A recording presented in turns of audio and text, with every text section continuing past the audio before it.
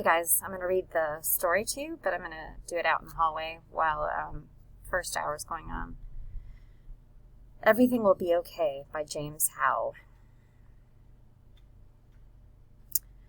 The kitten is a scrawny thing with burrs and bits of wood caught in its coat where it still has fur, and pus coming out of its eyes and nose. Its big baby head looks even bigger at the end of such a stick body. I found it in the woods at the end of my street, where I play most days with my friends. This time I was alone. Lucky for you I was, I think. Otherwise, David or Claude might have decided you'd be a good practice for their slingshots. Those two can be mean, I think to myself. I don't like playing with them, really.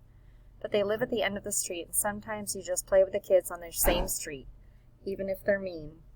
Sometimes even to you. The kitten makes the pitiful noise. Don't worry, I tell it, stroking its scabby head until the mewing is replaced by a faint purr. Everything will be okay. I'm going to take you home, and my mom will give you a bath and some medicine. I tuck the kitten under my jacket and run out of the woods, across the street, down the sidewalk toward my house. I feel the warmth of the kitten through my shirt and start thinking of names. I'm only 10, so it will be 5 or 6 years before I work for Dr. Milk. My two oldest brothers worked for him part-time, and summers when they were teenagers. Now my older brother Paul works there. Dr. Milk is the vet out on Ridge Road. He takes care of our dogs, and he will take care of my kitten. I never had a pet that was my very own. A couple of years ago, my father got a new beagle to replace the old one that had died. Patches was his name. He called the new one Bucky and said that Bucky could be mine. But saying a thing is so doesn't mean it is. Bucky lives in a kennel out back, keeping his beagle Smell, which my mother hates, far away from the house. I feed Bucky some days and play with him, but I'm not allowed to bring him inside to sleep at the end of my bed or curl up next to me while I do my homework. Bucky is an outdoor dog.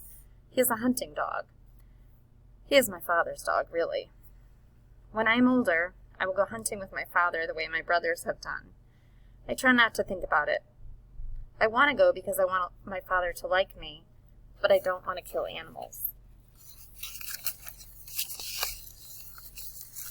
One time, when my father and 3 brothers went hunting, one of my brothers killed a deer. Most times they kill rabbits or pheasants, if they get lucky. Most times they don't get lucky, but this time one of my brothers, I don't remember which one, killed a deer. The deer was hung by its feet from a tree just outside the kitchen. I could see it hanging there when I saw it. I sat at my place at the table. My father urged me to eat my venison and talked about the slippers he was going to have made from the hide. I couldn't eat. The thought of the venison made me want to throw up. I could see the deer's eyes, even from the kitchen table. There was life in them still, only the deer and I knew that there was life the bullet had missed. It was in his eyes. I pushed the venison away. My father said, "That's a waste of good meat." My brothers teased me. One of them called me a sissy. My mother said, "You don't have to eat it," and took the slab of gray meat off my plate. My mother reaches into my jacket and removes the kitten by the scruff of its neck. She tells me to go down to the cellar and take off all my clothes and put them in a pile next to the washing machine. "This animal is filled with disease," she says. "We can't let it touch anything in the house." "We'll take it to Dr. Milk," I say. "He'll make it better." "We'll see," she says, pushing me toward the cellar stairs, the kitten dangling from one of her hands. I can feel tears swelling up. "But that kitten is mine," I say. "I found it. It's going to be my pet." She doesn't say anything. Looking up from the cellar stairs, I see her shaking her head at the kitten. Its eyes are clamped shut. I can see the pus oozing out of them. "You are a sorry sight," she tells the kitten, in the same soothing voice she uses with me when I'm sick. A sad, sorry sight. I feel in the pit of my stomach what the future of that kitten is. The feeling spreads through me like a sudden fever. Down in the cellar, taking off my clothes, I cry so hard my body shakes. When I return upstairs, my mother wraps me in the robe and holds me until I can speak. "Where's the kitten?" I ask. "Out on the back porch in a box. Your brother will be home soon." Paul will be going to college in the fall. Right now he's a senior in high school. I can't decide if I'm going to miss him or not. He's the brother I know best because he's been around the longest. The others left home when I was even younger. Paul is the brother who taught me to ride my bicycle and the one who spent an entire Saturday with me and not his friends building a real igloo out of snow and ice. He's the brother who tells me how to be a man. He is also the brother who plays tricks on me, and sometimes the tricks are cruel. When I get angry, he says I don't have a sense of humor. He twists my arm behind my back, and sometimes I say I'll do what he wants me to do. He makes promises he doesn't keep. Paul is 17. He shaves every day and kisses girls right in front of me like it was nothing. He works at Dr. Milk's part-time and summers. I'm sitting on the back porch, waiting for Paul to come home and talking to the box next to me. Don't worry, Smokey, I tell the kitten inside. I won't let anything bad happen to you. I don't care how sick you are. My big brother will take you to Dr. Milk's and give you shots and medicine and stuff, and you'll get better, you'll see.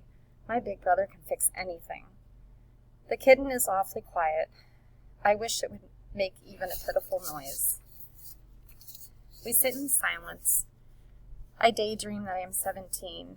I am big and strong like my brother, and I can make Smokey better. I see myself driving out to Dr. Milk's out on Ridge Road, carrying the kitten in its box in the back room, which I've never seen, really, only heard my brothers tell stories about.